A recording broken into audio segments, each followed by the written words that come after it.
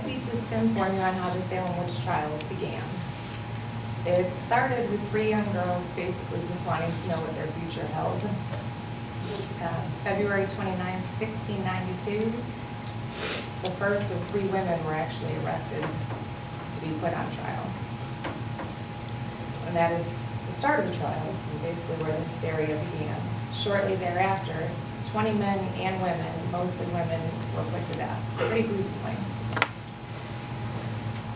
The beginning, Elizabeth Parris, which was the preacher's daughter, Ann Putnam and Abigail Williams, had asked Tituba, which was Elizabeth Parris's father's Indian slave woman, if she would tell them what their future held, which most young girls, I'm sure most women in here have gone and had their future, or palms read and future told. Shortly after she had given them what their future held, the girls began having uncontrollable fits. They were having temporary blindness, temporary deafness, and just bouts of uncontrollable screaming. The girls were taken to a local physician who had said that he really couldn't identify what was causing any of this, and he said they must be inflicted by the devil, which was caused by witchcraft. So at that point, the girls were basically interrogated by people wanting to know who had involved them with witchcraft. And after intense questioning, they had released 3 names of women. And their names were Sarah Good, she was known as an old beggar woman; Sarah Osborne, who was known for having adulterous relationships; and Tituba, which was the Indian slave woman. All 3 women were imprisoned. The girls' fits continued and even worsened. A former minister had gone and visited the home of Abigail Williams, and on his visit, she was running around the house with her arms outstretched and screaming, and began pulling burning logs from the fireplace and scattering them throughout the room. Excuse me. Shortly from the time it began, 8 to 10 more girls were developing the undefinable symptoms and were having fits. They were all then identified as the afflicted. With this, many more adults were accused of being involved in the witchcraft. In May of 1692, the prisons were actually overflowing with people accused of being involved with witchcraft. And at that time, the court of Oyer and Terminer was created, and in French, it means to hear and determine. The first death sentence was passed on June 2nd, and that is where Sarah Good and Tituba were hung. Sarah Osborne had actually died before then on May 10th in prison of natural causes. Many of the accused refused to confess, yet they were all still found guilty and they were still hung. Throughout the summer, the hysteria basically just continued to spread. There were over 150 people accused of being involved with witchcraft. All of them were in prison awaiting trial.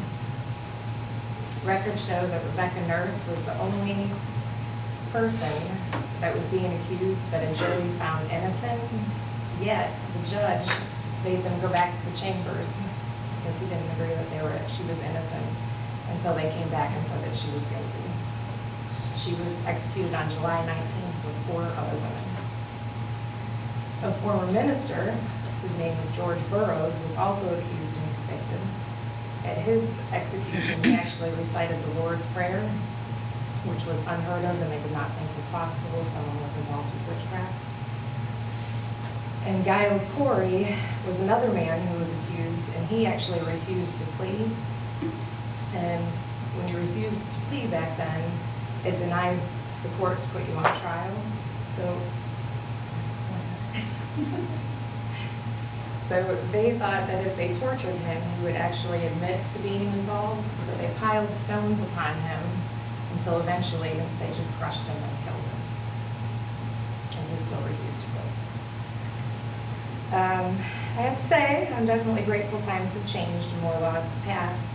Back then, you didn't actually need evidence to bring these people into court and 5 convict minutes. them. It was all just spectacle evidence. And shortly after that time, it became a law that you weren't allowed to have just spectacle evidence. The Salem witch trials today still pique a lot of interest among many. I've actually gone to Salem, Mass myself quite a few times. I used to live in Massachusetts, and they have tons of museums that you can walk through. They have wax museums. Some of them are very old and kind of outdated. Some of them are pretty freaky and intense. They have lots of the old houses that are still standing that they have restored but kind of kept the same old quality, and they have some of the same old furniture. I have some pictures. This is actually Giles Corey. That's George Burroughs. Mm-hmm. Or no, not George Burroughs. Giles Corey. That's George Burroughs' grave.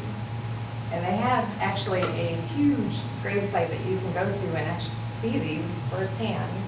They have walls of where they say the witches lie, and it's like a stone wall with kind of their stone coming out, and it says who they were and when they were executed, how they were executed.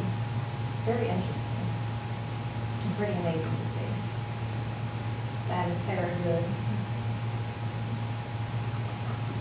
And that is actually the House of Seven Gables that's still standing. It was built in 1652. I want to say I might have that date wrong. I had notes on here, but they're not there anymore. But it was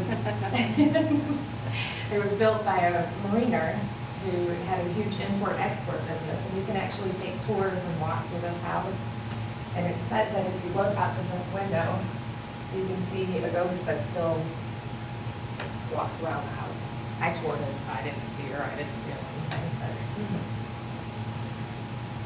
that's it. I hope I've given you a little enlightenment.